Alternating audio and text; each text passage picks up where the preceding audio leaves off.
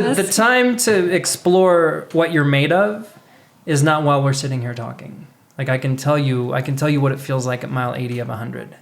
I can describe it, but it doesn't do you any good until you're in it yourself and you can experience that. Or, telling an athlete, one of the biggest things, like I said before, that most athletes don't reach their goals because of a psychological disconnect, or they mentally lose it.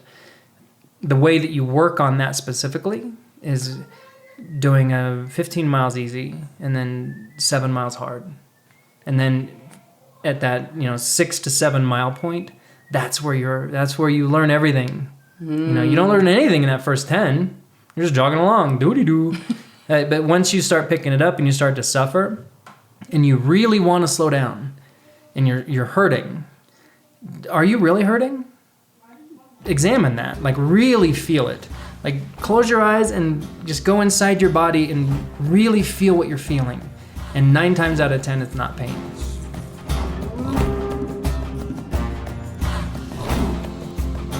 That was Tim Lucho Waggoner, and this is the Yogi Triathlete Podcast. What's up, you guys? Welcome to the show. I'm Jess, your host, and the YTP is the place where every week we share stories of people looking, finding, and living their purpose. And from what I hear every week and experience in our interviews, and even in my own life, what I'm finding is that purpose is an ever-evolving concept that looks different for each one of us, but also it's something that we all have the opportunity to play out in each moment. Play out in each moment as in a chance not to miss our lives, an ongoing lesson to take each breath with purpose and truly see how we are moving through the world. And it's from here that we open up the vault to our greatest source of power, the source that doesn't tire at mile 120 of an Ironman or mile 40 of an ultra, or when your spouse falls short of supporting your athletic dreams, or when you fall short of believing in yourself. It's an awakeness that yields the bravery needed for self-reflection and introspection, and it's the awareness needed for all of us to develop a very true sense of who we are and what it feels like to be us, whether that's at work, home on the couch, or at mile 120 of an Ironman. It's this awakeness that holds us accountable for our actions and provides us with the awareness to see when change is the only option, to remain on point, to reach our goals in life. Our guest today is all about the importance of truth. And this is what we're all about at Yogi Triathlete. You will not join our tribe and just get swim, bike, and run workouts. How could we ever limit you in that way? You'll get recovery guidance, nutrition support, mindfulness training, unlimited access to your coach. And really, I could go on, because when it comes to moving into your best self, we don't draw a line because we simply cannot.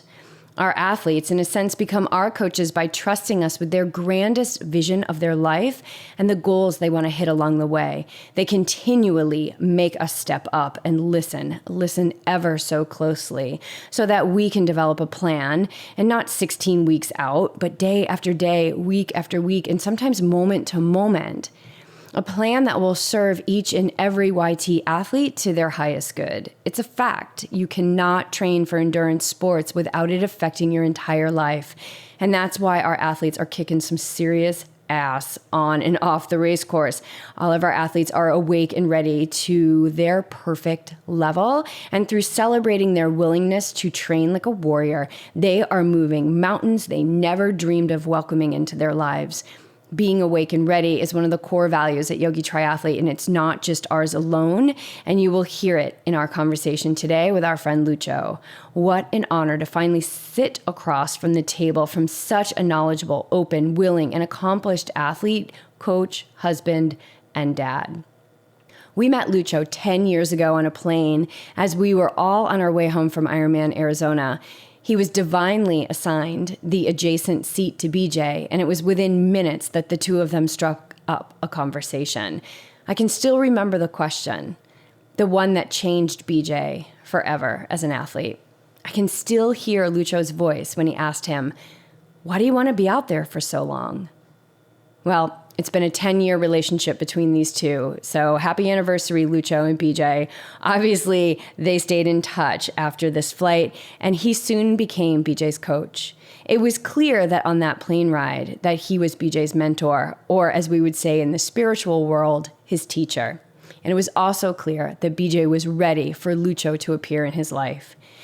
Lucho has remained a mentor to BJ for many years, and it's his non-cookie cutter way of training that resonated so deeply with BJ. A one-on-one coaching relationship that focuses on diligent work, familiarity of being extremely uncomfortable in training over and over again, and present moment awareness, to name a few.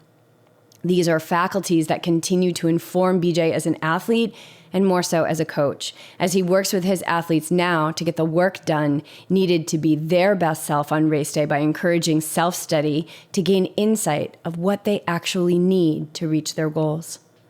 Lucho's story has some familiar flavors to last week's guest, Tony Krupichka, which, by the way, thank you so much for your feedback. You guys, Tony's podcast was Actually, it is our most popular episode to date, so if you haven't had a listen, please go back and check it out.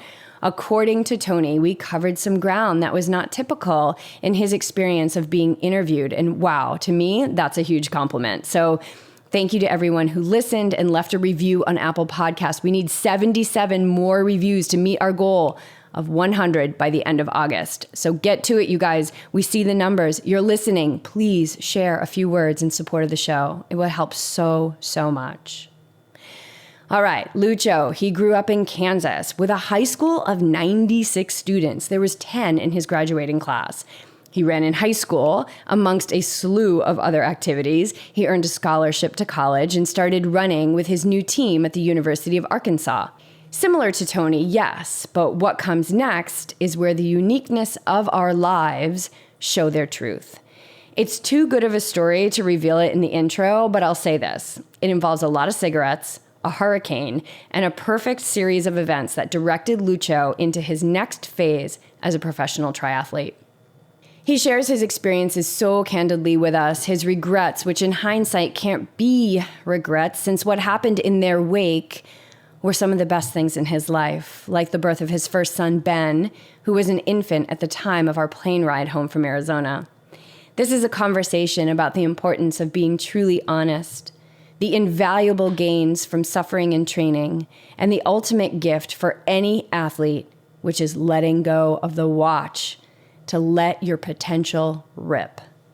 Lucho has taken time to examine himself and learn from that information, and I think that's what makes him such an incredible coach and mentor and dad and husband and person. And I know that he may argue with me on those points a bit, but I'm not opening up to that space because I believe he is truly all of those people wrapped into one, and I could have continued this conversation for hours.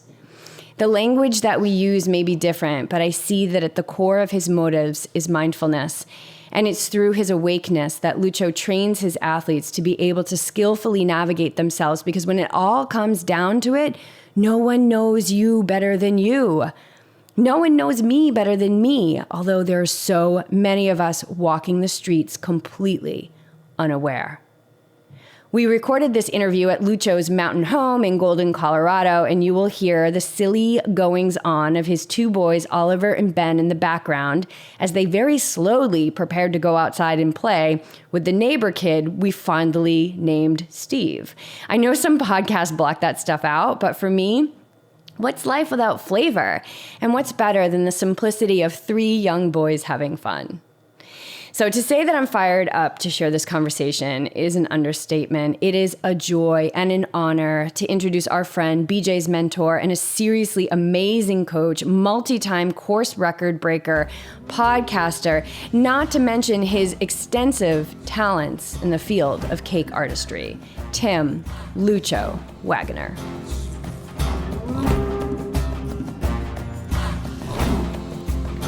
So we're here with Lucho, who we met 2007. on an airplane. On an airplane. Mm-hmm. I thought you looked like David Duchovny. Everybody says It is my said that. doppelganger. Yeah, people do say. He's a good-looking guy. Yeah, thanks. That was one of the most powerful conversations that you had ever experienced. Like, you got on that plane and one athlete, and he came off that plane totally like transformed. Really? And I think he Yeah. just really connected with you and what you were saying. And one thing I have always loved about the way, and this is like the second time I think you and I are meeting in person, and I want to say it was the first time on the plane. Like, I think it might have been, because I don't think Leadville, I've too. even. We were up Leadville. Yeah, I don't know if He I was saw him. racing. I saw you that day, Yeah. 2010. Yeah, if I was We were racing, leaving. I don't remember anything. No, at the end. It was at the end. I'm I still sorry. don't. When I race, I'm Yeah. checked out. Yeah. But the thing that I always loved, the way that you coached with BJ, and still you mentor him from time to time, and is that you're just so matter of fact, you know, and that's what I love, and I'm Yeah. the same way as his wife, and just to see your coaching relationship, like coaching an athlete relationship, it was so fruitful for him, because it wasn't candy coated, and it's exactly how BJ needs to. This is me thinking I know what BJ needs, but from my perspective, it really was what took you up so many levels as an athlete. Yeah, absolutely. Yeah, that conversation, we started talking about the Ironman because we both did Arizona, and then we were talking about times, and you were like, "Were you happy with your time?" And I think I said it was okay. And this is only the second or third Ironman I had done, and you. This is my last. That was your last. Mm-hmm. You were like, "How was your run?" I was like, "Oh, it was long." He goes, "How long was it?" And I said, "I think it was 4.5 hours." And you're like, "Wow, that's too long to be out there." Why do you want to be out there that long? Yeah. And so those words really stuck with me. I think right at that moment, it was like, yeah, like why do I want to suffer that long? Like, don't I want to do it faster? And then we got into discussion, and then I was just thinking about this the other day. I think it was a few weeks after that, you had given me your contact information. You were like, yeah, if you want to go for a run, like hit me up. And I'm like, I think I got the courage enough up to email you. And you were like, I'm going to Telefarms. I'm going to run, 8 or 10 miles, meet me there at 6. And you remember this. It's my first run with you. And we got there, and I had like a water bottle or a water belt or something. I was like, I'm going to bring it. And then I saw you show up, and you didn't have anything. So I'm like, all right, I don't need anything either.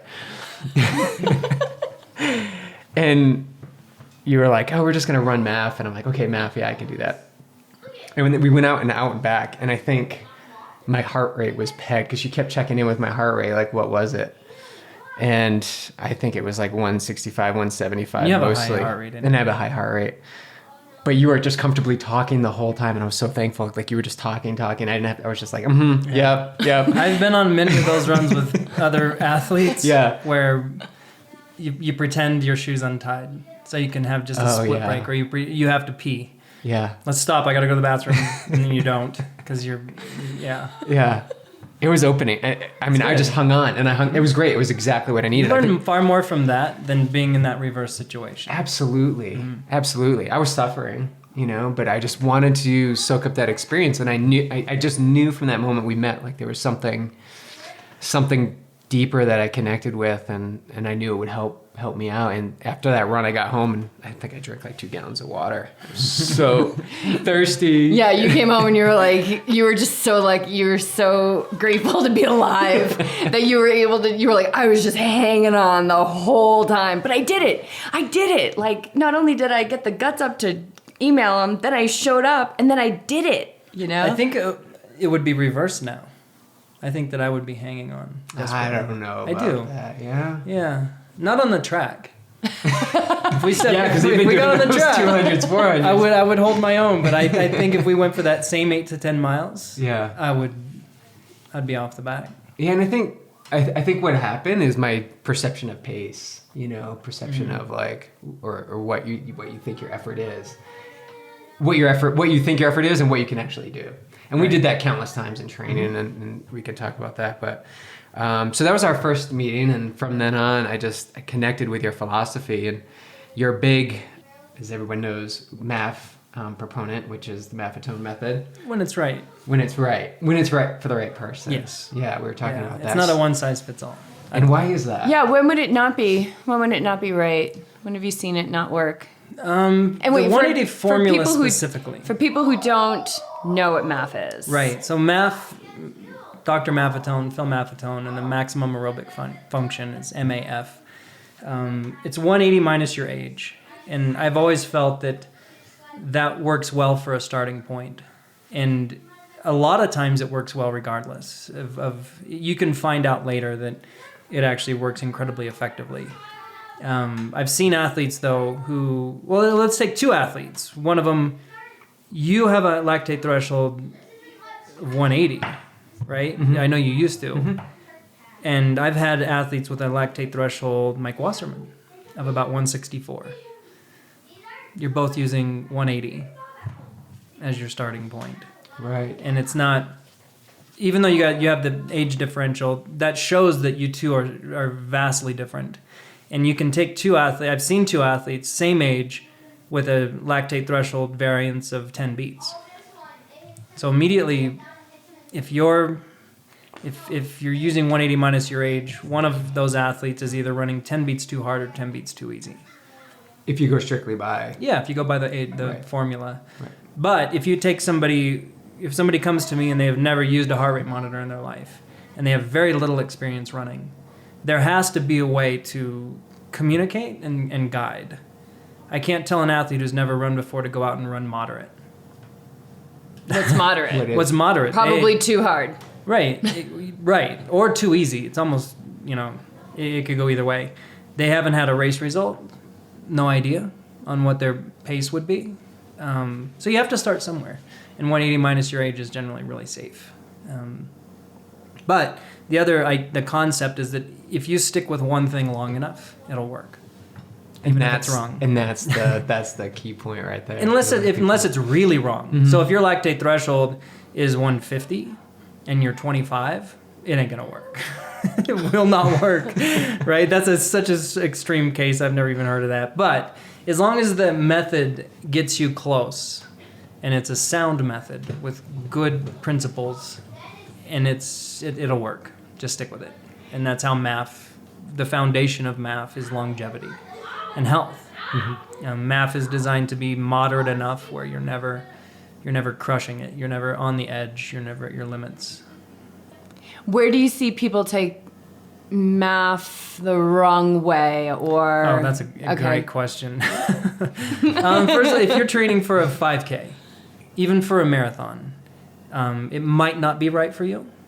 You don't need to do MAF until you cross that plateau. Once you cross that plateau and stop getting adaptive gains from it, you start going backwards. Anytime you adapt to a stress, if you keep going with it, you'll actually lose fitness from that. So you have to change something, and it's either volume or intensity. So people who take the MAF principle or method and they go way too long with it. And the other thing is people who think that number range is down to one beat. Like people like 128 to 134. What? No, it's a very broad range. It's not. I think it's about a 15 beat range instead of a 10, and a lot of people think it's 5. So, but your body doesn't work that way. Your heart rate in particular isn't a 1 beat thing. It can be 10 beat variants. And then if you've got somebody who's like really trying to stick to one number, then look at the watch, look at the watch, look at the watch, look at the watch. That's something that has come about in the last maybe 5 years, 6 years, mostly when I started mountain running, in just connecting with the world around you, not your watch. And if you learn the right way, if you pay attention in training, you can learn to feel your body and connect with your body. And I can go out right now and run a mile and tell you within 1 beat what my heart rate is, just because I listen to it, But people you just see that with wattage, you see that with the Garmin in particular. The Garmin. Yeah, it becomes somewhat anti-electronic. I even tried to use a watch on the run at Santa Rosa in 70.3 and I forgot it in transition. Yeah, good. For the past 2 years, I don't wear a watch. No tan lines. I have no watch tan lines. But I think along with our training and understanding your body, I think what really got me too was looking ahead and all the people constantly looking at their arm and the wasting time of waiting for it to sync with the satellite. Sync. And I'm getting my location. Mm-hmm. And then getting caught up in it, and I feel like sometimes it can hold you back to a point. Or absolutely, if you're struggling and you're trying to hit that pace, well, maybe it's not that point right now. Like you need to just come back a little bit, and that's one thing that I think you've ingrained into me. And I think is a really key point is just to detach. Data's good. Mm-hmm. It is. But to detach and be okay and understand that when it comes down to it, you need to be in tune with your body. I think one of the biggest risks with that is becoming dependent on it. And being able to train with or without is where I want my athletes to be. I want them to be able to take off the watch and do a 10-mile tempo run. On a course that they've run 50 times. They know it's 10. Just go out and run it without a watch or nothing. Most of them can't do it. They have to have some verification. It's almost like the tree falls in the forest, and if nobody's around to hear it, did it happen? Right. Or is that right? Did it make a noise? Yeah. It's like if you don't wear your Garmin, does the workout count? And if it's not up on Strava, like exactly. Did it ever happen? Like, no. My training logs nowadays read like this vague idea. It is. It's like I ran somewhere between 2 and 8 miles. I'm not sure. I didn't wear a watch. I looked at the clock when I left and forgot to look when I got home. Are you still keeping logs? I know in the past you wrote down a lot of your stuff. Handwritten. And that's a quirky little thing. Is I've tried the digital logs, but it's so impersonal. I get a great deal of, I don't know what you would call it, but satisfaction out of getting a new logbook, and I get these really nice journals, bound journals, and I handwrite all the lines for each day of the week, and I handwrite everything in it, and it's very personal. It becomes this personal thing. It's like it's a creation, and you take great care in writing down what you just did, and that's the connection. That's the post-workout connection. During it, you're enjoying what you're doing, and you're getting this physical benefit and all this stuff, but afterward, you write it down, and it's there. And then I can go back to, I have a training log upstairs from Ironman in 1997, and there's a coffee stain on one of the pages. And I remember spilling that coffee stain on that day because I was so messed up. It was like a 170-mile ride and 100 degrees. And it's not one of those old stories, I'm uphill both ways to school. It was legit. It was brutal. And I remember just spilling my coffee. I was so tired. Trying to drink coffee after the ride. Yeah. I still do that, but I remember spilling that coffee stain on that page that I was. And you can't do that in in electronic form. It just not at all. It just doesn't exist. No, that wouldn't work. So the computer, as we know. Oh yeah, like this official trackpad. Cabernet. Don't touch it. If we touch the trackpad on my laptop right now, game off. That's funny. Yeah, BJ spilled a glass of Cabernet across the keyboard a couple weeks ago. But that's the only. Now I have to use a mouse, which I haven't been using a mouse for years because I hate this whole situation that I have to have over here. So it was like breaking a habit. Yeah. And seeing like how many, I was like, oh, and I'd have to shut it down. But it's no different than like breaking the habit of looking at the watch. And when you said, like it's, if they don't have the watch, it's like the workout never happened. Right. And I remember feeling that way too. When I started to I can totally relate to it. And when we were getting ready to go on our trip, we got all of our medals because I'm like, we're not packing medals that are in a Tupperware in a shelf in the basement. Yeah. Number one, what are they even doing there? So it's like, we're getting rid of these. And I'm a little bit more like, I'm going to jump off the cliff and I'm going to throw everything out. I'm the same way. Yeah, and BJ's more, and I totally want to respect his process. Big surprise. And so I said, I'm getting rid of all my medals. What do you want to do? And he's like, well, keep the Ironman ones and keep, this one and this one. And I was like, all right. So I brought them all up on the table, and I figured, I'm just going to let him sit here. And, I know him by now. I'm like, I'll give it like a week, and then I'll ask him again. He's like, well, maybe just like these 2. And I'm like, all right. So I got him down to like just a couple. That's not bad. Yeah. And then I had the box out, and I'm packing them all up, and I'm like, I'm getting rid of all of mine. What do you want to do? He's like, just throw them in the box. Awesome. Just get rid of them. But when I had them all out on the table, and they would have covered this whole table, and you start looking at the stories like, oh yeah, that's the Boulder half marathon I ran to find out if my foot was broken, and it was. And here's the Denver marathon when it was like freezing rain, and You ran that one. yeah, oh man, That was unbelievable. That was my first marathon. It's my PR. That was my second marathon. It was not my PR. No, it was my third. It was my PR, and I walked. I got so hypothermic in one of the parks. I was so cold. It was so cold. I wore a heart rate monitor, and my heart rate went from 170 to 150 in like 2 miles, and my face went numb.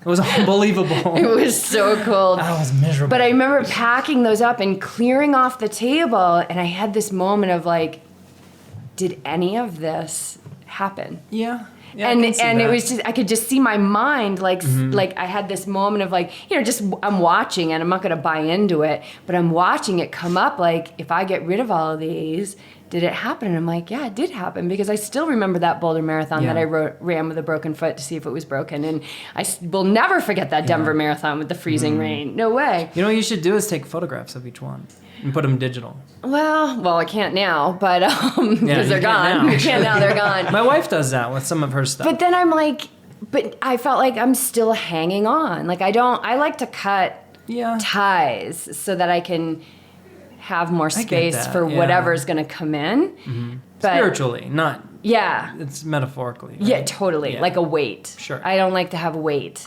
in my life.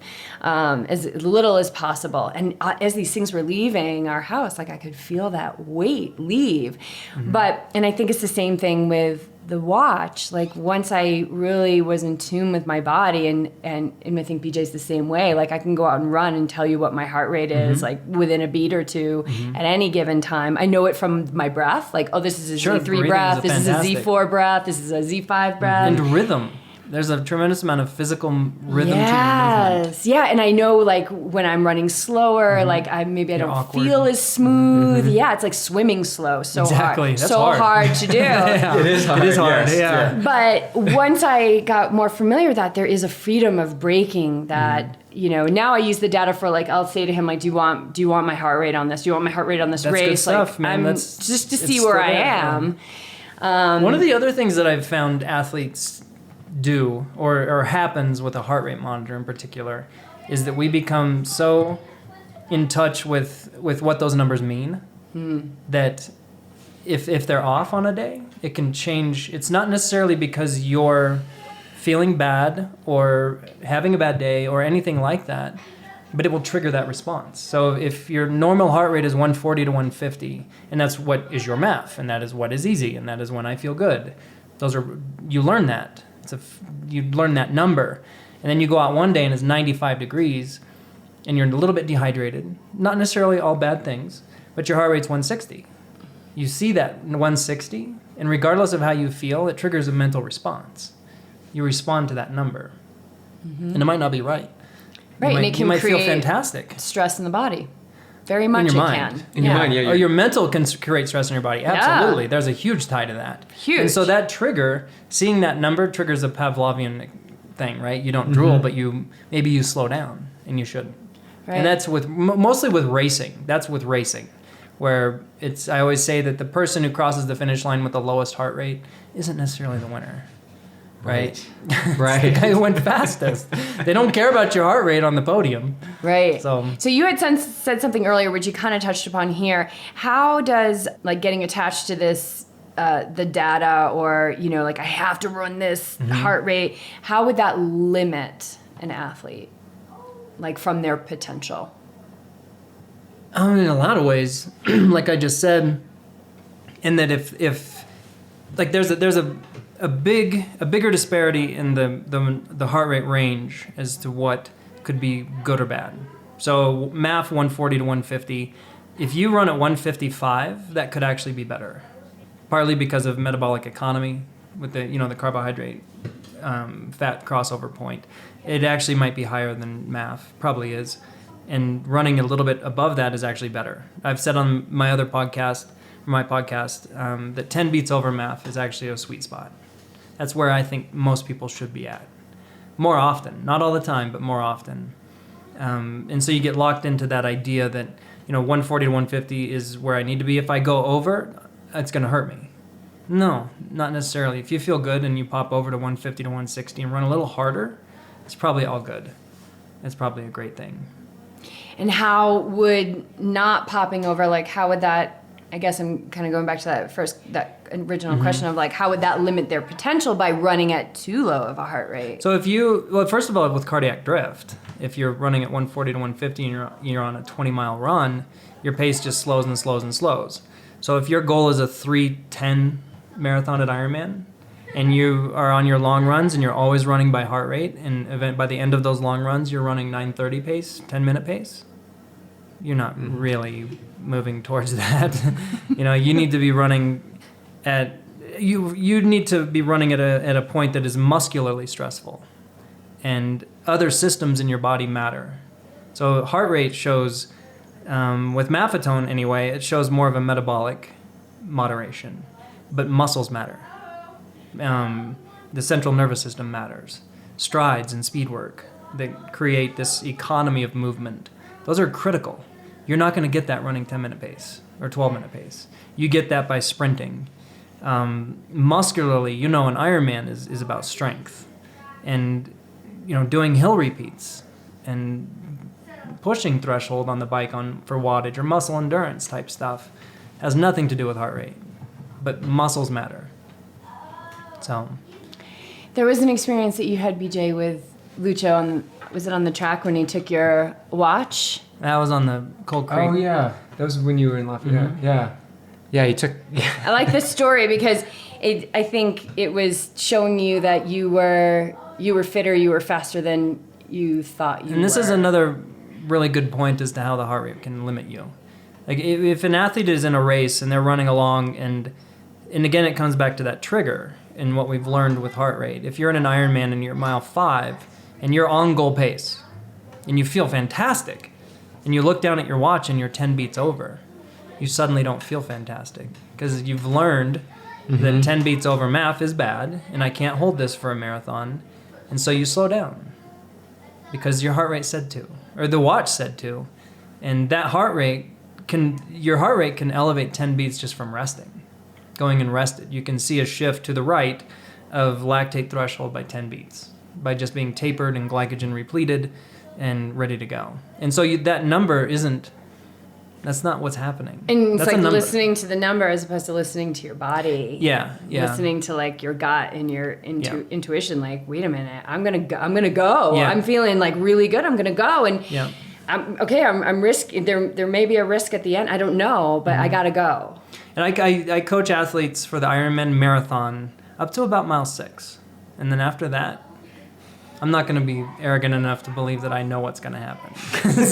I can't tell you what's going to be happening at mile 18. How are they with that unknown of you not taking them all the way? In their training, I prepare them for that. And in their long runs, I'm always pushing that. The same concepts where use the heart rate monitor early. If you're going to wear one, use it early to hold you back until about mile 2 or 3. And if warm up into it, and then settle into around goal pace or heart rate, whichever one you're going to use, until about mile 6. And at mile 6, all your questions will be answered. You'll know really well what you need, what's going to happen, and how you feel. Should you speed up? Should you slow down? Should you hold pace? It's a take it as it comes, because nobody can predict 8 mile 18 of a marathon. No, there's so never. much happening. Or mile 20 or 16, like mile wherever 10, it hits really. you. Right, exactly. It's just so up in the air. And so the main thing is just to don't start too hard. If you start too slow, if you start 26 seconds too slow for that first mile, you have to make up 1 second a mile for the next 26 miles, right? Right. 1 second a mile. That's turning to look at the guy behind you. It's insignificant by starting 26 seconds too slow. Or let's say 25. But yet so many people start what? 25 seconds too fast. Yeah, well, because they're feeling good. And then they're tapered. And then like, they're this is losing a great. minute a mile over the last, Yeah, it should be the other way. It should be Yeah. So Yeah. I try to get athletes to start 30 seconds to a minute slow. But I love it because you're empowering them to be accountable to themselves. People say, I love having a coach because it's accountability. It's going to make me do it. But you're kind of putting it back on them and saying, here's up till 6. And then after that, it's going to be you on the course. I can't do this for you. Right. And you're seeing them as capable. Yeah, always. I think that's so because I don't set important. unrealistic expectations, but I almost always have more faith in the athlete than they do themselves. Yeah. Because I believe firmly that their brains are untapped.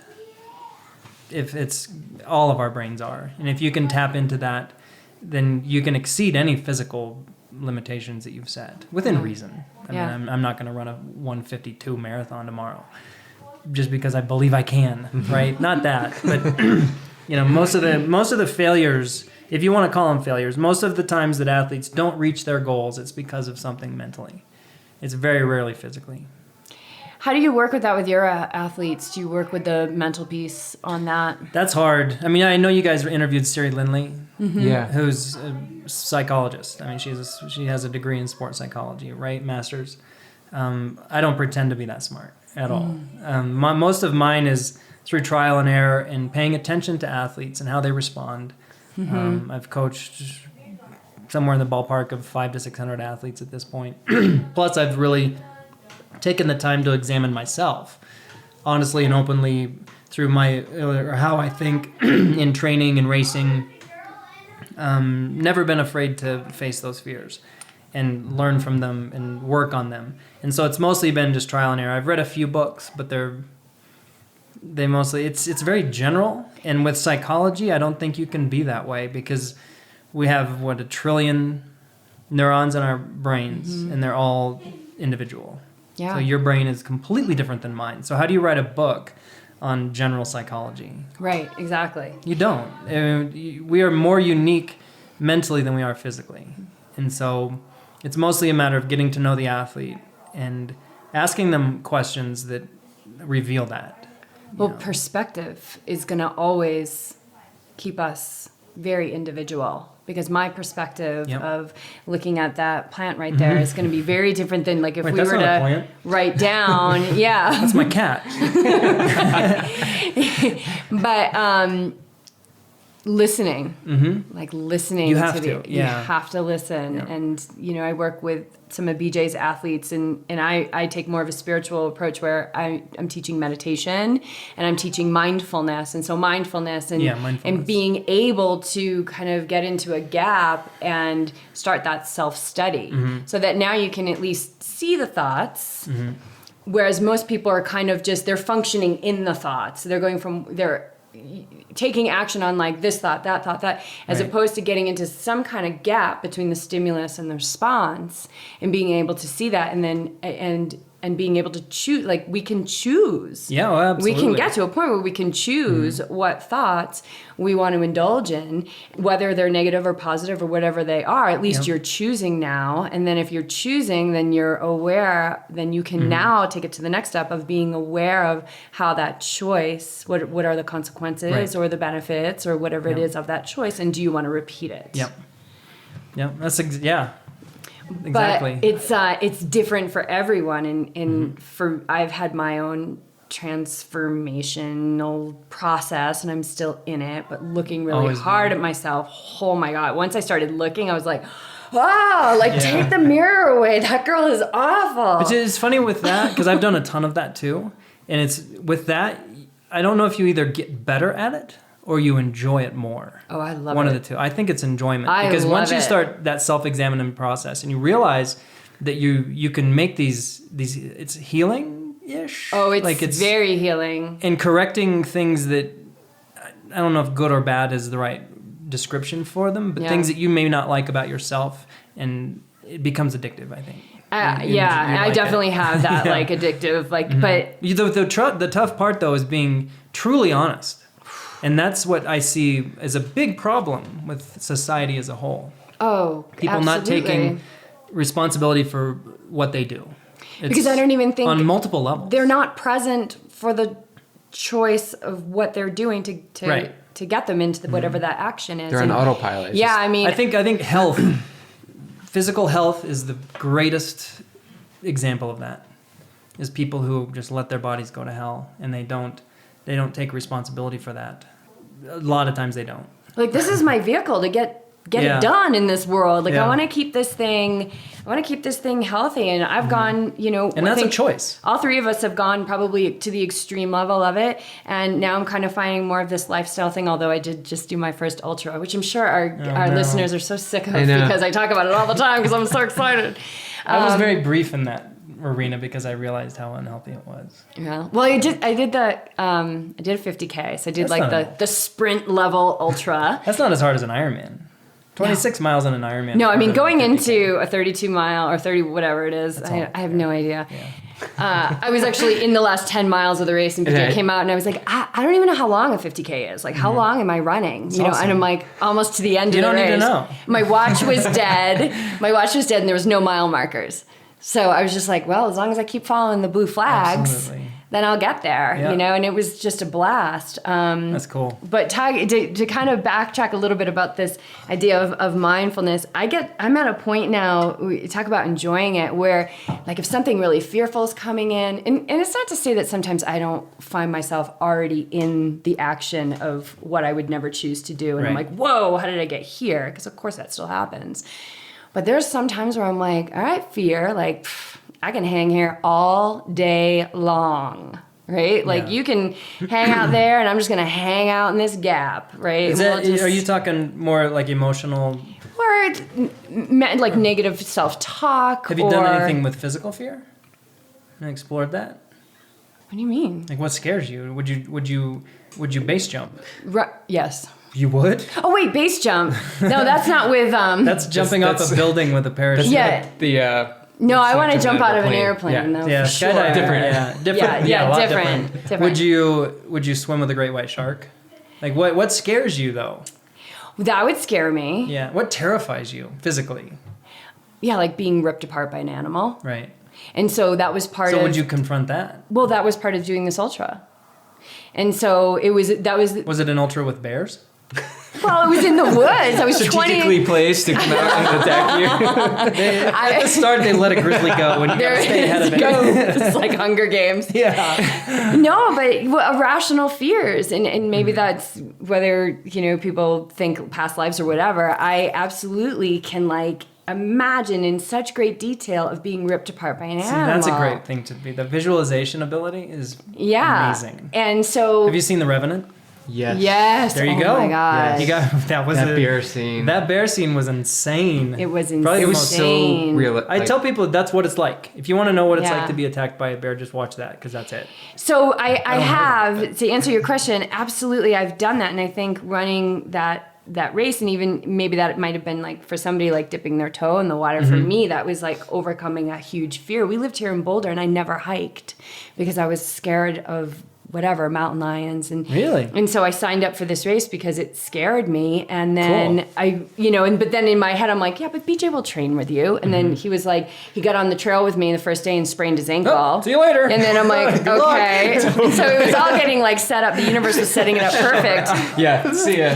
And then leading up to the race, and I joined some groups and I had people, but I was like, well, I'll be in a race. There'll be people around me. I won't be in the woods by myself. I was by myself that entire day. And so in leading up to it, what I practice in the face of fear, because that's a really, really strong emotion, like It is. and it can be paralyzing, Yeah. especially the kind that prevents you from living, Like Yeah. I always have wanted to go out and run on the trail, and it was paralyzing me from doing that.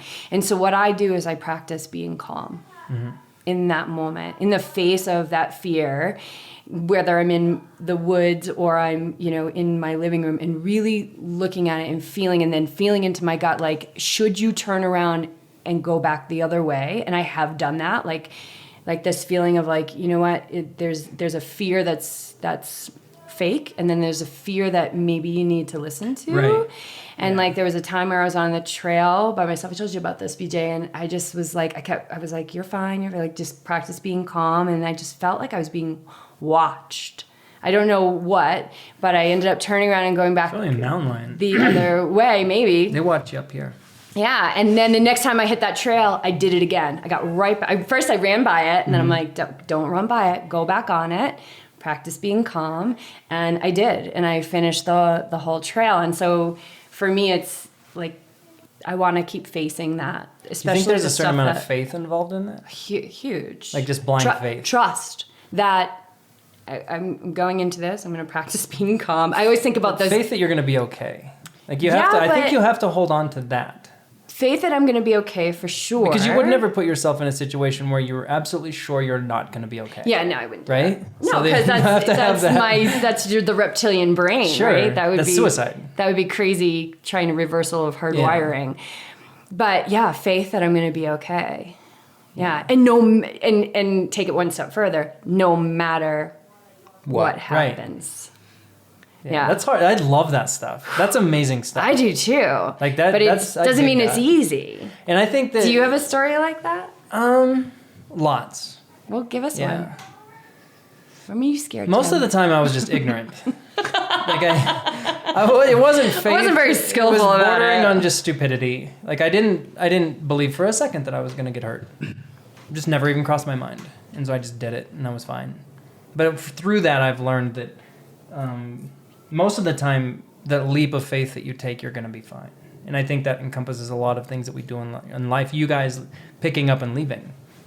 That's a big jump. It was huge. That had to have been scary. Huge. Oh, massively. Massively scary. But you did it. And I remember thinking that was awesome. Like you had to have been scared.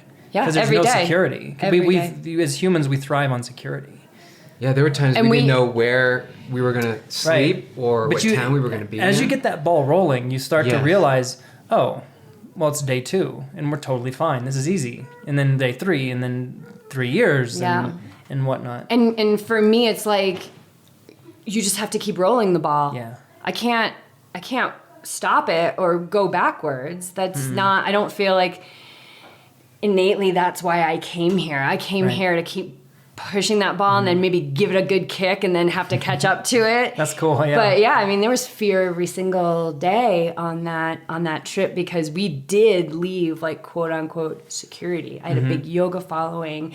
BJ had a big fat paycheck. Like I lived in my dream house, whatever. And then I realized that, talk about the weight, like I was choking on it. Like one day I was just like, it's all gotta go. Yeah.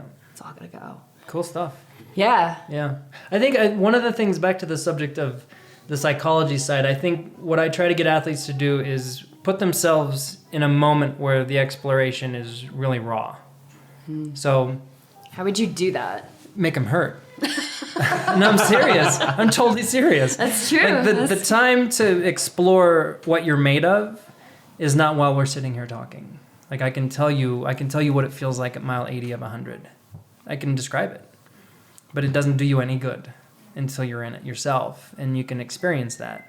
Or, telling an athlete, one of the biggest things, like I said before, that most athletes don't reach their goals because of a psychological disconnect, or they mentally lose it. The way that you work on that specifically is doing 15 miles easy and then 7 miles hard. And then at that, 6 to 7 mile point, that's where you learn everything. You don't learn anything in that first 10. You're just jogging along, doo-dee-doo. But once you start picking it up and you start to suffer, and you really want to slow down, and you're hurting, are you really hurting? Examine that. Like really feel it. Like close your eyes and just go inside your body and really feel what you're feeling. And 9 times out of 10, it's not pain. It's this weird desire to slow down. Central governor. Yeah, it's protecting you. Absolutely. Yeah. It's fight or flight at a reptilian level. Yeah. But that's when you do it. That's when you discover more about yourself. And the best way to do it a little more easily is the sauna. The sauna will bring that out in you. Just, it's so mean. It is. It sounds like you've experienced this yourself. Oh, I've sat in the sauna for an hour. Really? And 40 minutes in a 200-degree sauna is harder than a 5K. So what do you do when everything's telling you to get out? What do you do? Lucho? I think you have to, you don't think big picture and don't try to overthink it. You have to suck everything back down into a fine point of existence. So what is that fine, like you personally? Sit still. But what do you bring where is your awareness? Where is it? Physically? Yeah, like where is your awareness? Because there's not, I think it's brain. Impulses in your mind. Yeah, I don't think it's, in a sauna, it's in your head. Yeah. Running wise, it's probably more center mass, I would say. It's more pelvic region. And so do you just feel into that sensation I think fully? You pinpoint it. You don't go outside of that. Like don't start thinking outside of that. You have to really focus it down into a fine point and focus just on that. I say that in my yoga classes. I'm like, go to like the first I say go to like where the sensation is in your body. Yeah. And then so now you're here. And don't leave it. And now, but I want you to go like to the epicenter. Yeah. Like Yeah. where That's is exactly the it. pinpoint of where it begins? And I want you to rest your awareness in there now. But you have to go to that place to do that. Yes. Like you can't do that while you're sitting on the couch watching TV. You have to Right. if you're training to endure a tremendous amount of stress and discomfort, the only way to do that is to be in stress and discomfort. Yeah, it's practice. Right. It's practice hurting. But the sauna is great because you can sit there and feel the process happen just very passively. You're just sitting there. And You see people come in and out. you do. 10 minutes into it, your foot starts tapping. 15, 20 minutes into it, you're fidgeting, you can't get comfortable, you're moving around. 20 minutes, 30 minutes into it, you really want to get out. And you have no idea why. You need to get out. And you can't define it. 40 minutes in, you'd give anything pushing, to get out. And you can also equate that to, you are pushing, you're kicking. You can equate that to a race where, mile 20 of a marathon, you really want to slow down. You really want to stop. You don't want to hold this pace anymore. It's very, very connected. And you have to do it. There's no secret. It's not, it's not, nothing to do with the Krebs cycle, nothing to do with metabolic economy, nothing to do with science. It's willpower. It's just do it. Just sitting with that, but you have to get familiar with it. You do. Then it's not. It's the only way. Yeah, because you're like, all right, I've been. Because then you have the beauty of the subconscious saying, I've been here before. Like we've been here before. We did this before. Remember that run? It was hell. Well, now we're here on the race that we did we did that run to prepare for this. I'm here now. I can definitely do this. It's like the Grand Canyon analogy. I'm totally yeah. Tell me about the Grand. So this comes from our yoga teacher. But this is such a great thing for coaching too. Our yoga teacher would say, so I have a brochure here of the Grand Canyon, and I can show you, like, here it is. It's nice and pretty, and you can take this route, and temperatures will be here, and it'll take you this long to go. Or I can take you and put you in the Grand Canyon, physically in the Grand Canyon, and you need to find your way out. Do you want me to show you the brochure, or do you want to be down there? Like, do you want to read the pamphlet, or do you want to be in the brochure? And I keep bringing it back to my experience as a teacher in yoga, but as a teacher of yoga, and I'm in a class, I hear a lot of yoga teachers just talking about yoga, talking about the teachings of yoga, and I'm always thinking like, oh man, if you just put me in that Grand Canyon so that I could practice yoga, that'd be way more effective for me. Absolutely. Way more effective. So that just speaks to your philosophy, and I believe in it too because I experienced it. You put me in that. You put me there in those opportunities, and so that just starts to switch things in your mind. You set a new norm basically, but you can get up to the next norm and the next norm and continually you progress. Can. Yeah. But I think the electronics prevent a lot of that. I really do. I think listening to music. I'm so glad you brought this up. I've been very much a music guy for a lot of years, but I've always been profoundly surprised that when I didn't have music, the workout was a lot better. And then the next day I would put my headphones back in and I would go again. And then one day my iPod battery would be dead and I would have this fantastic workout. And the same thing would happen with the Garmin. You forget to charge it, and you're like, ah, crap. I know. No Garmin. I'll just I've go without done it. 3 races this year, and the It's like, Garmin's whoa. died every race. I'm My like, first ultra was a whatever. 50 miler, and I put it in transition, and for some reason it was a Garmin 410, and it had like a 4-hour battery life. It was horrible. It was like one of those It's like huge... big. It was like a laptop on my wrist, and I was gonna put it on. What was I gonna do? I was gonna put it on the second lap for some reason. I can't remember why, but I picked it up and it was dead. And so I went with zero watch, and it was unbelievable just how connected you can get inside yourself. And it's better. It's almost more precise than a Garmin. Mm-hmm. It really is. It's If you so learn to important. listen to your body, it's more precise Oh because my your gosh. body knows what's happening. I mean, right? Yeah. It goes without saying. Your body is 10 times smarter than you'll ever be, if you're willing to hear it out. I love that. So what was that first 50 miler you did? It was in Huntsville, Alabama, called the Dizzy 50s. Nice. When did... Let's I jumped go... in last Yeah, minute. let's get I hadn't into- planned on it. That doesn't surprise me. When did you start running? When did running come into your life? When I was 11. And Tell I us. super active as a kid. Grew up on farms in Kansas. Never inside. Most of us, I think, of a certain age. Oh, yeah. are My like mother that. would lock the door, and she'd be like... Exactly. Yeah, like... my mom was just come home when it's dark. Yeah. Or not. But yeah, and I got asked if I wanted to do the state championships for the the youth mile or the youth track and field. Was that the same thing as Anton? That mile, the Oh, the presidential mile? No, it wasn't this that. is different This was than the that. That was state. like a gym test you had to take. Oh, okay. Yeah. And so I got in. Jumped in that, and I won the mile. I don't even remember my times. I'm notorious for not remembering my times. I don't remember what I ran. Do you remember the experience though? I don't remember. You don't? No. I don't remember any of my Leadville stuff. I couldn't do it. I can get you within 10 minutes of the finish times. No, but do you remember like being there? Like Not in the No. Leadville races. Oh, in the mile I don't. oh, okay. But even in like the Leadville 100, I only remember maybe 15 minutes of the first time I did it. I don't remember anything about that race.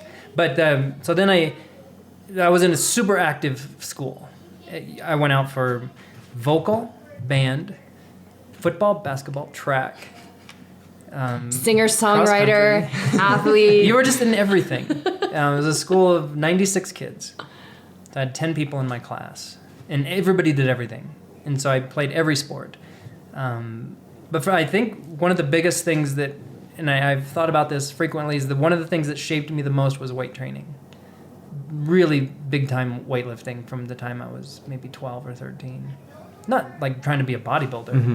but lifting for football, lifting for basketball, and stuff like that. And then got into high school and had really good coaches. Nobody pushed me. It was just a matter of like pure pressure. Like you wanted to be good for the team. Got a scholarship to college. Ran 2 years in college, dropped out, and traveled. Started smoking. Smoked 2 packs a day. Nice. I went from- What was your brand? Marlboro. Yeah, I did Marlboro Lights. Yeah. Did you pack them real good? Oh yeah. Zippo too. Oh my Love god, the Zippo. totally. Love the lighter fluid. But that's so gross, When man. you just It's said so that, like I awful. could hear the Zippo Yes, open, and I in could closing. smell the flame. Smell the lighter fluid with that. Totally. Let's not go there. Nasty. But I went from basically all American in indoor track and field to 2 packs a day to Ironman.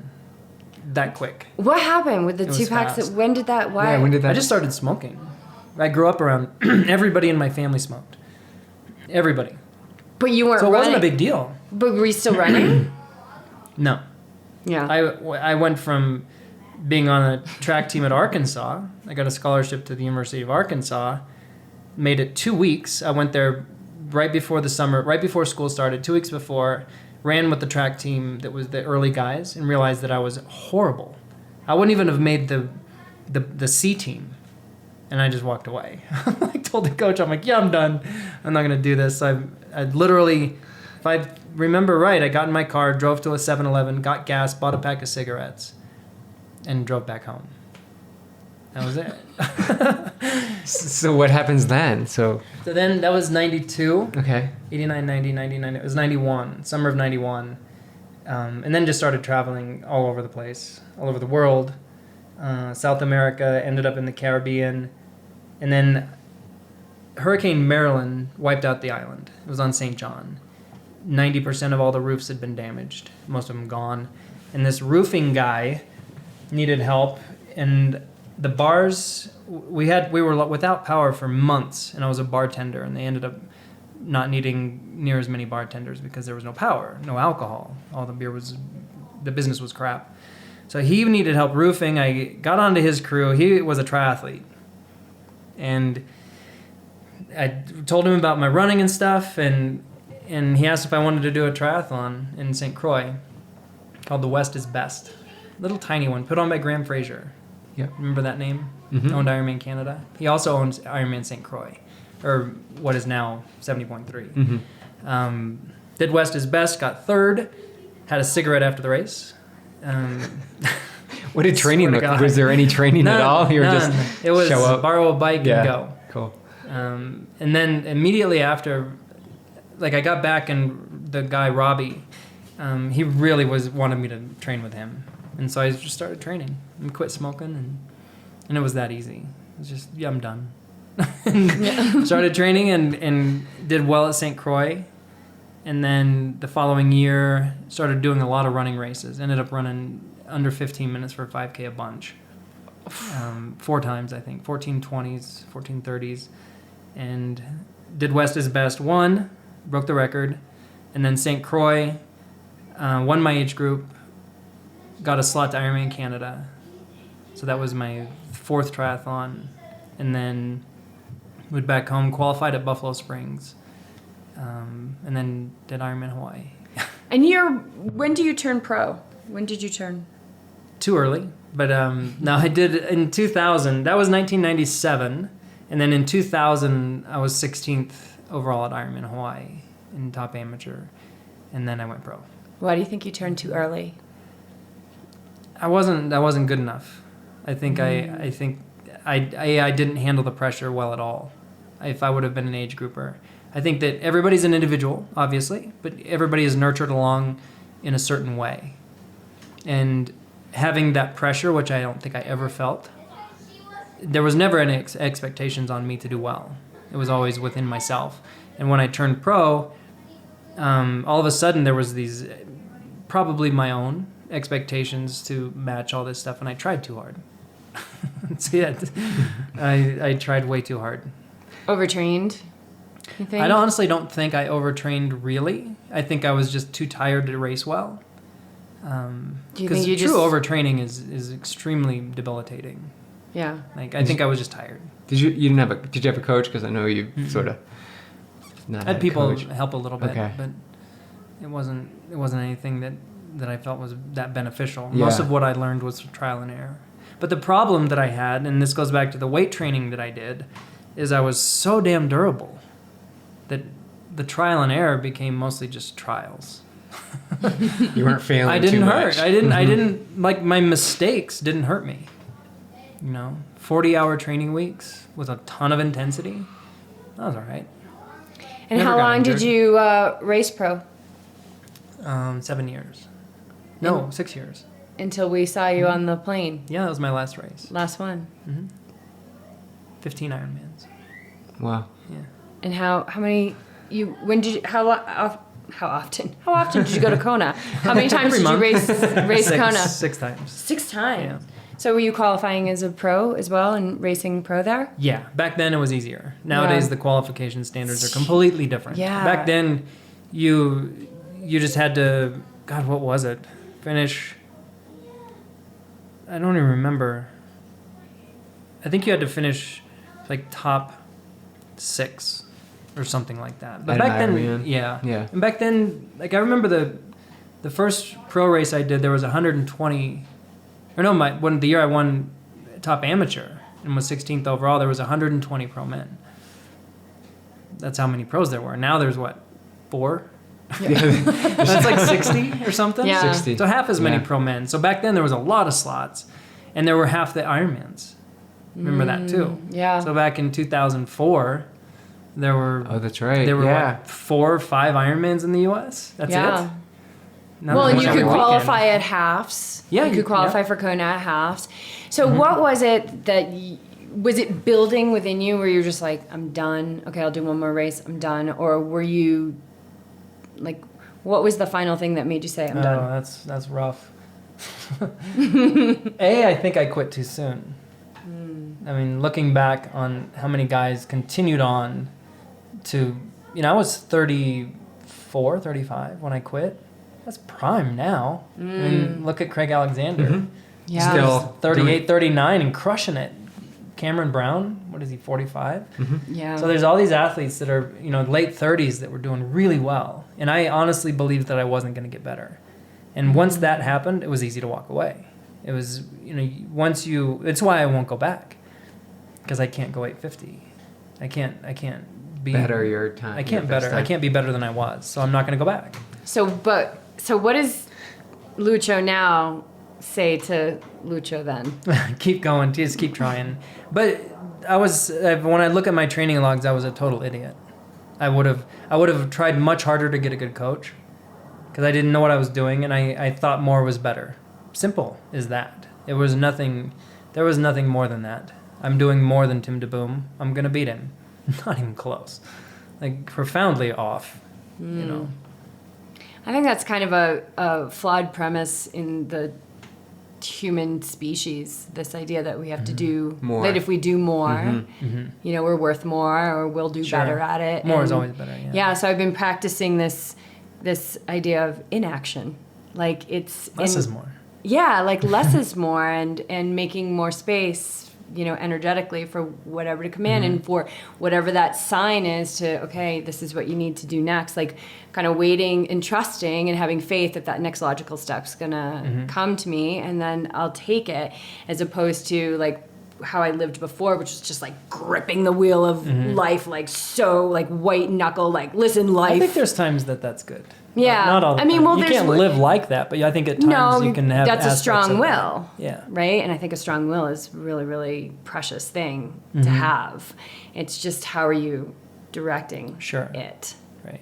Yeah. Are you a I'm getting more skillful at it. blast furnace or a laser beam type thing? Like, I think Right. people just explode everything, where if they just focused, it would be better. Yeah. I say Tim DeBoom, by the way, because he was my idol.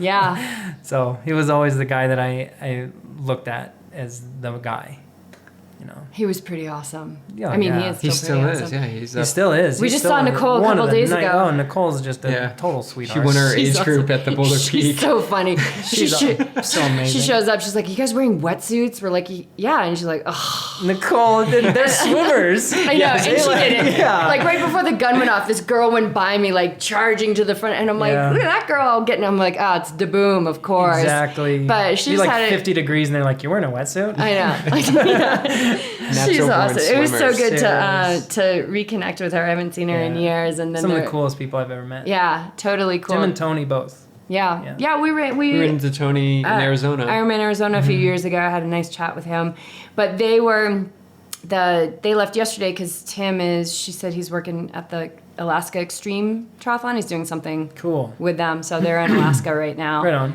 Yeah, we've got a friend doing that. Good That stuff. triathlon. Yeah. So okay, so now you're done with being pro. You're like. You Had my change son. BJ's. Yeah, you have your son. You changed BJ's life on the plane, and then you had your last pro race, and you said, "All right, Yeah. time to move into it." And Ultra. was Ben No, I didn't go into ultras. No? I'd never planned to go into ultras. It was an accident. was Ben a big factor in that? Like, I want to 100%. be there with him 100%. because you. If I wouldn't have had, I'm not going to go there. But yeah, he was a big factor. I'm not going to say. So what I was going to say is, if I didn't. Okay, I'll go there. If I didn't have Ben, I might have stuck with it longer.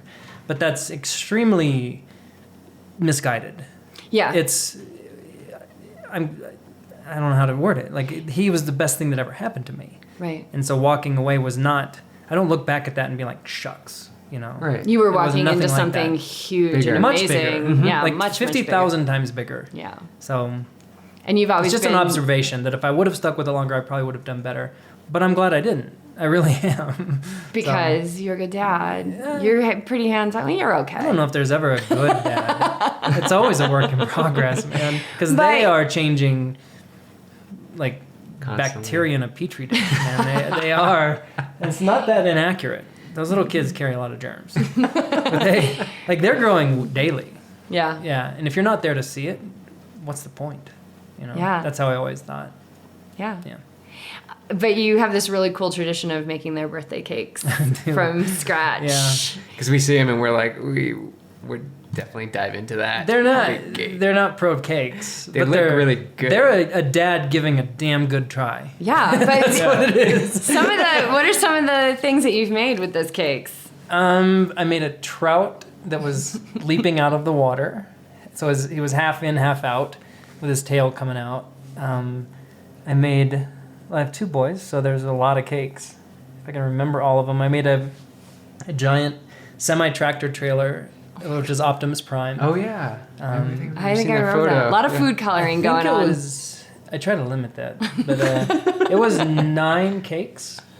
I mixed 9 cake batters to make that. Oh my God, to make Optimus Prime? Mm-hmm. That's so cool. How long does something like that take? It's like a 3-day thing.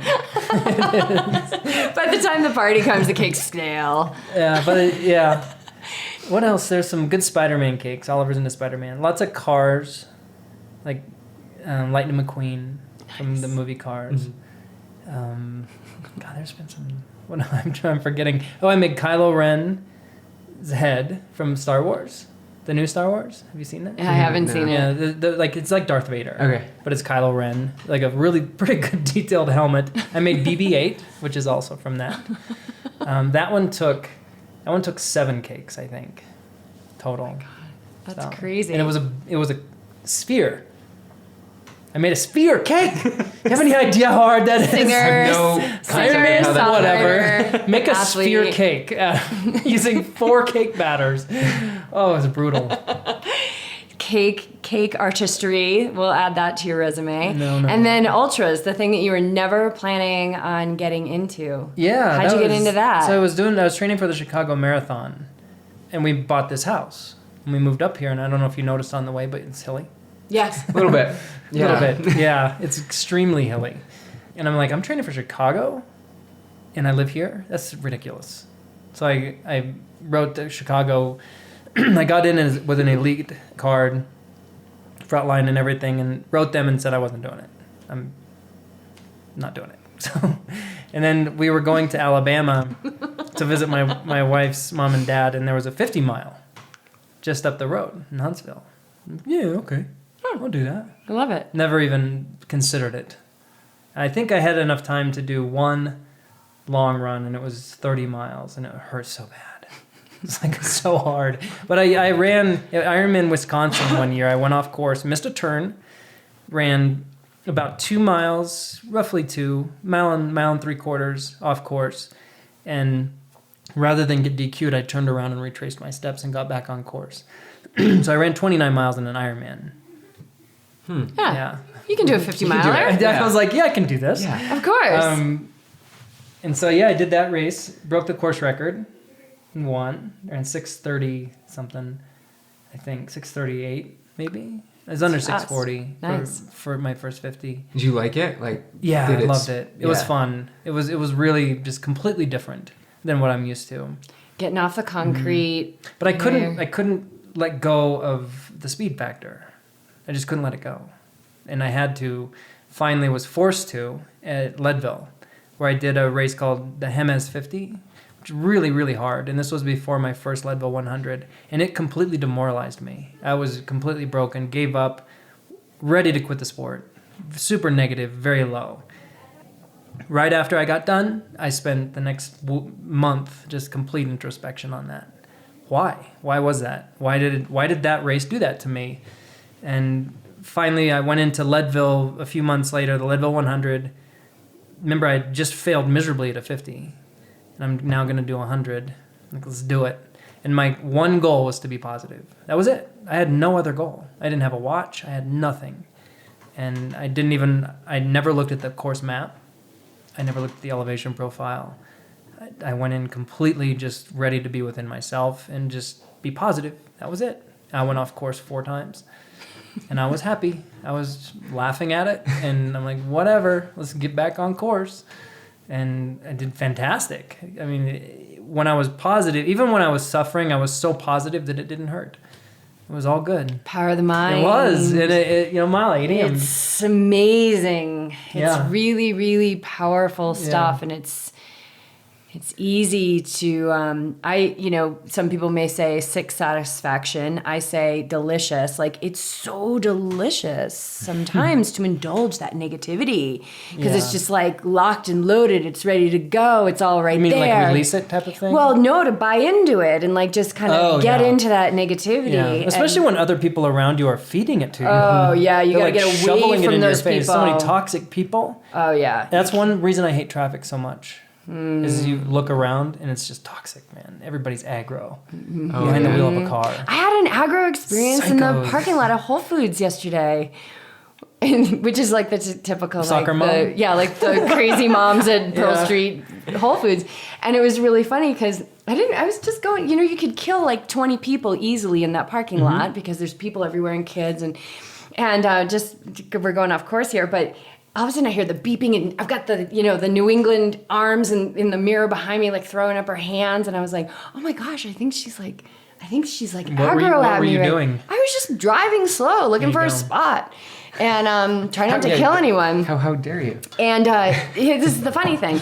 So then I could feel myself like being like, is she going into Whole Foods? She want to like, throw down? Oh, like I could feel that part of me like, oh, I want to see what she's in such a rush about, What kind of food she going to buy? Is it going to be healthy? I was all like, Wait, all Whole this Foods, stuff. they don't have anything but. And I saw her a couple times, like, I don't know, because she had this headband on. That's how So she I was remembered her. aggro about getting into the store. I guess so. And so anyway, I was like, it was fine. Yeah. But this is the funny part. When I come out of the store, there's a car that's in the middle of the road and it's backing up like 3 people and this other person's trying to back out of their spot. And this car is right in the middle of the road and she's talking to a friend and her friend's like, oh yeah, I just got this skirt. Was it her? Blah, blah, blah. It was her in the car when I went by. I'm like, oh my God, there's the headband. So she's holding up talk traffic. about the mirror, like the projection, right? She was aggravated with me because I was going slow, but she was holding up all this traffic in the parking lot. That's what I mean about when a long time ago into this podcast, I said that Americans, or not American, I shouldn't say Americans, but people nowadays, they don't take responsibility for what they do. Right. She had no idea what she was doing. She had totally forgotten what she had done. She was angry at you for what you did, yet she didn't even have the wherewithal or the self-knowledge to understand that she's worse. I know. She's worse because she was mad at you for doing what she's doing. So it's crazy, right? So yeah. But it's interesting. The mind is interesting. Social media, oof. The way that we see the that's world. Definitely an area That's where a big one. People just feed in. And you're only posting good stuff. Nobody posts their bad stuff. So. I'm not making this story up, and I've told it before. When my kids were younger, we went in and looked at a kitten video on YouTube, and there was no music. Can't hate. There's no music to hate. There's just these like 4 little kittens rolling around on this carpet. Not even an ugly carpet. Couldn't see anything else. Just these 4 kittens, and there were 4 dislikes. And I'm like, wait, what? Like, I get it. I get you have the right to do that. But why do you dislike this video? It's like there's always going to be somebody, regardless of what you do, is not going to like something. Yeah. And you got to be okay. And you have to show it. That person couldn't just go to the video and be like, oh, I don't like that. I'm going to go to a different page. I'm not going to look at little kittens I'm going to hit this thumbs down purposely and let people know that I do not like these kittens.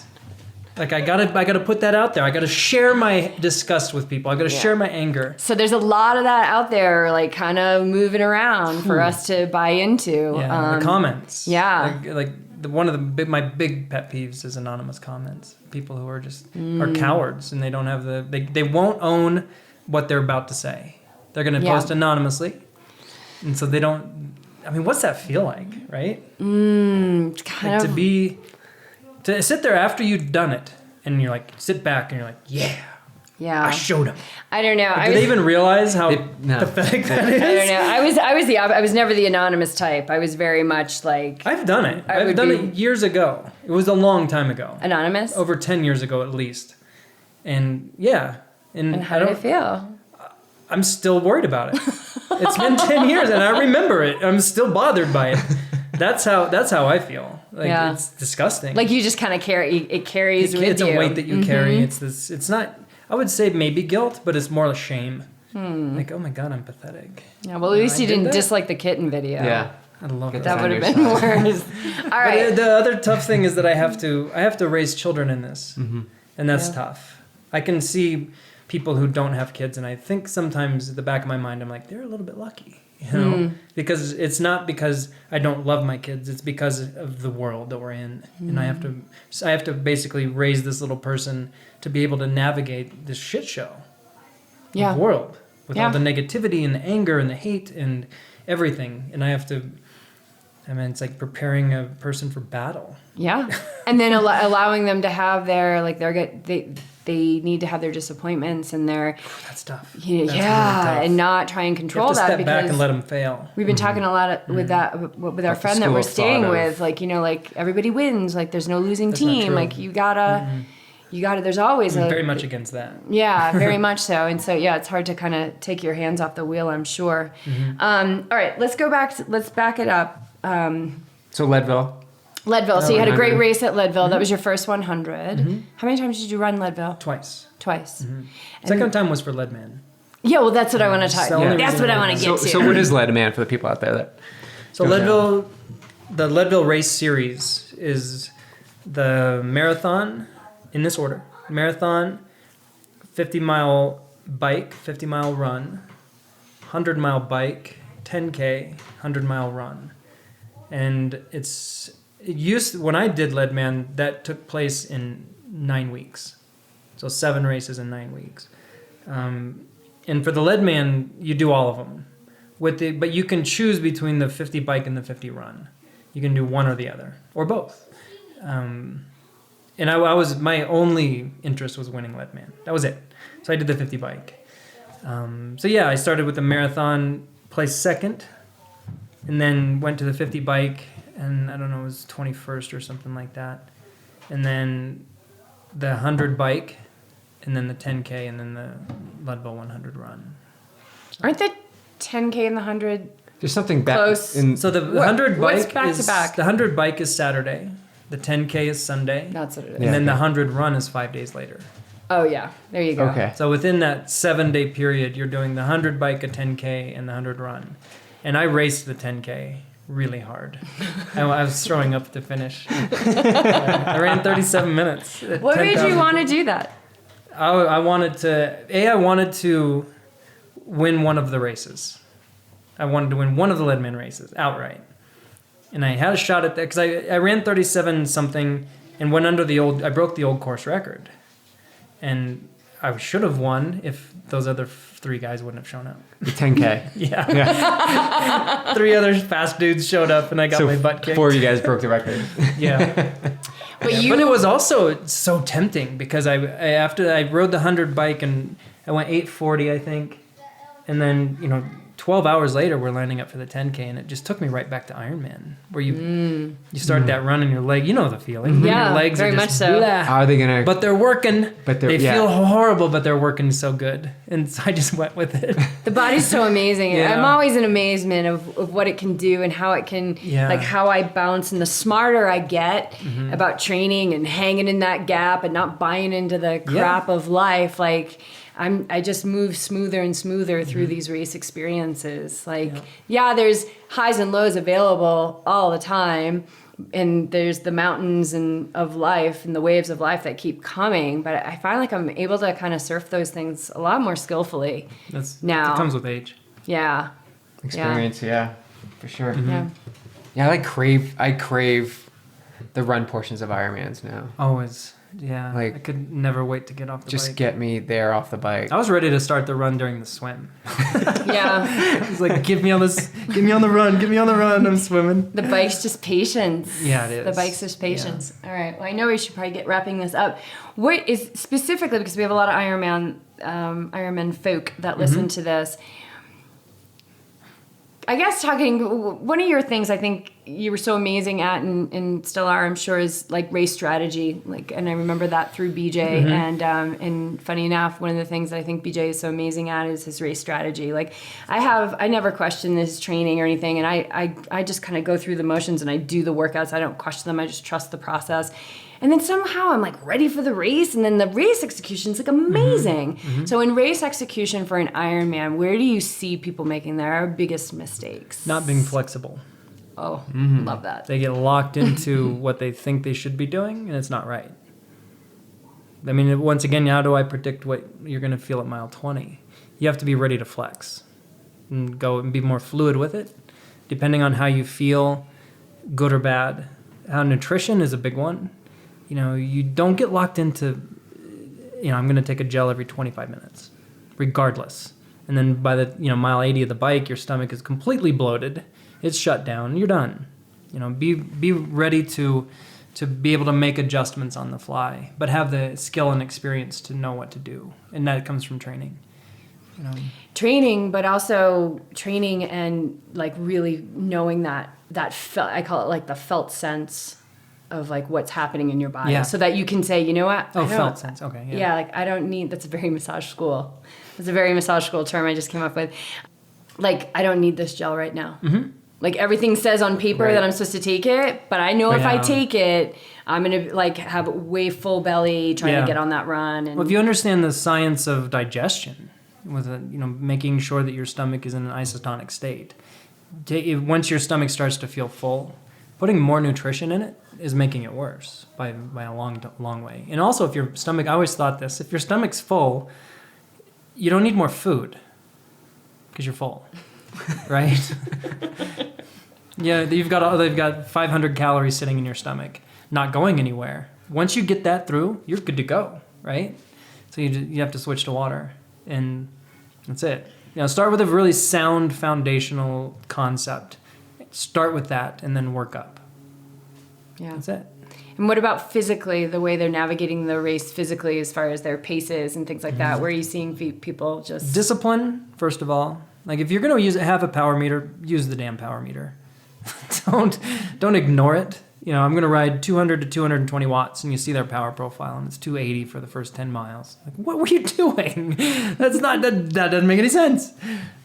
Or, if you're having a bad day and 200 watts feels horrible, back off. It's not going to happen. You're going to be done by mile 20.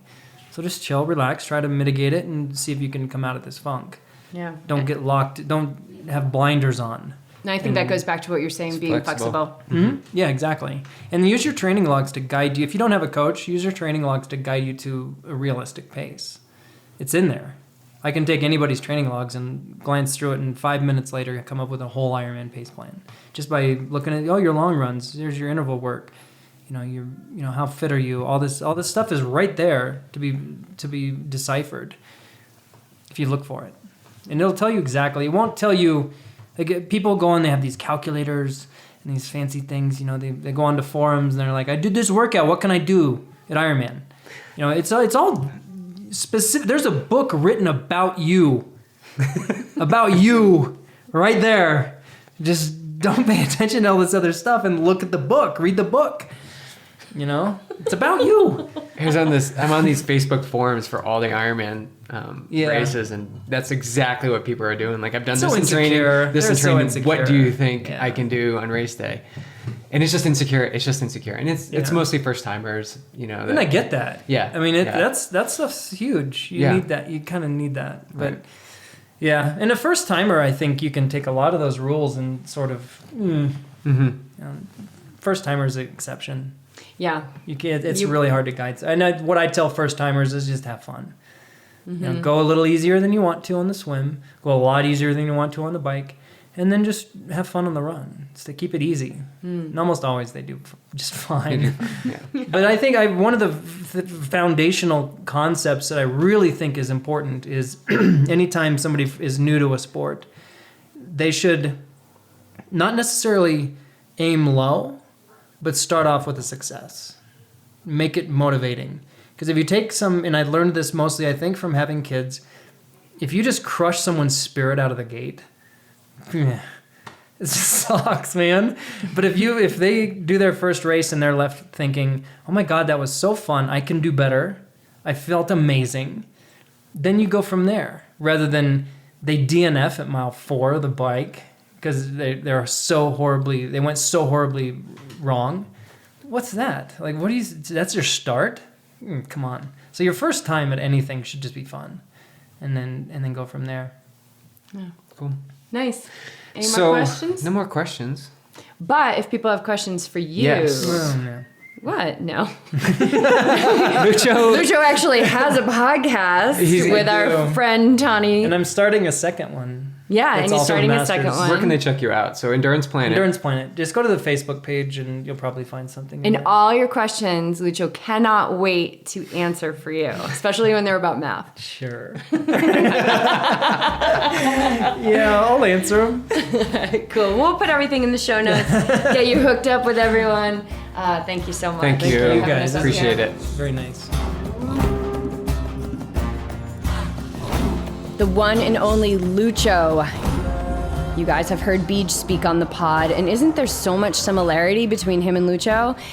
Like they say, when the student is ready, the teacher will appear. And this is what happened. And this guy just holds such a sweet place in my heart because he pushed BJ constantly to get out of his comfort zone, and it has paid him back tenfold. It was really a pleasure to have this convo. And like I said, I could have gone on forever. I think Lucho and I could really dig in for an awesome mindfulness episode. What do you think, Lucho? Next time when we're in your neck of the woods, you up for it, man? All right. In the meantime, you guys, check out Endurance Planet, where he hosts a show with our bud Tani Prazak Gibson. And also, most recently, he's been host to a new podcast through EP with his bud George Zach. So go to the blog post for this episode, and these links will be in the show notes for you. One more thing, if you haven't heard, our Patreon patrons are getting some fun extras that no one else is getting or will get. So if you've been thinking about pledging your support for the show, get there today and set yourself up, because a recipe from our cookbook, which is publishing soon. I promise it's coming soon. That recipe is coming to our Patreon patrons this week. So not only are they going to get a sneak peek, which actually they already got a sneak peek, they're going to be able to test the recipe. And it's so good. I just spent the last few days eating it up. We are really holding off on the sponsorship angle. Even though we have companies that are ready to give us money, we really want to see if we can get Patreon to a place where it can support the show and continue its intended life. So if you've been thinking about it, go ahead and make the plunge. All right, that's a wrap. And this week, you guys, I'm going to leave you with a quote. And I'm not much of a quoter, but it's one that came to be in my awareness during meditation this morning. And it's from A Course in Miracles. Lay your arms down and come without defense. And so let that marinate. You know, who would you be? Who would you become? How would your life, your day, your moment shift if you practiced surrendering to the moments of life, and especially the moments of intensity?